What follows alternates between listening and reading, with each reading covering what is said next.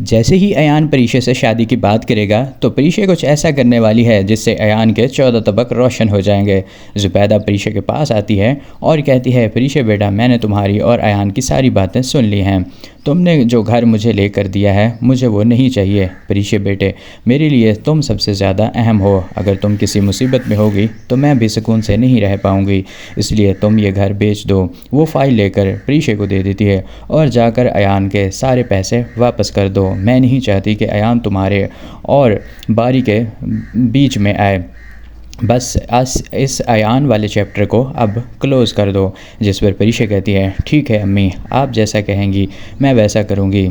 Office जाती है और अयान परीशा को अपने सामने देखकर खुश हो जाएगा, क्योंकि वो तो यही चाहता था। अयान के ख़्याल में कि परीशा उतनी जल्दी उसे पैसे वापस नहीं कर सकेगी और वो उसके ऑफ़िस में काम करने लग जाएगी फिर से। लेकिन परीशा अयान के पास आकर चेक उसके मुंह पर मारती है। अब मेरा और आपका कोई ताल्लुक़ नहीं है। जिस पर अयान कहता है कि मैंने आपको कहा था कि मुझे पैसे वापस नहीं चाहिए, आपका सारा कर्ज़ मैं माफ़ कर दूंगा। परीशा कहती है, मुझे भीख नहीं चाहिए, हमेशा मैंने मेहनत से ही कमाया है और आगे भी ऐसा ही करूँगी। अयान कहता है कि बारी आपको तलाक दे रहा है, उसने पहले भी आपको धक्के देकर घर से बाहर निकाल दिया था। जिस पर परीशा कहती है कि ख़बरदार, अगर आपने बारी के बारे में कुछ भी कहा मैं अब एक लफ्ज़ इसके बारे में नहीं सुनूंगी और यहाँ पर ऐसा हो सकता है कि ये इसके मुंह पर थप्पड़ भी मार दे। दूसरी तरफ बारी अपने सामने तलाकनामा लेकर बैठा होता है। इसके दिमाग में परीशा के साथ गुजरे हुए वो तमाम लम्हे आ रहे होते हैं।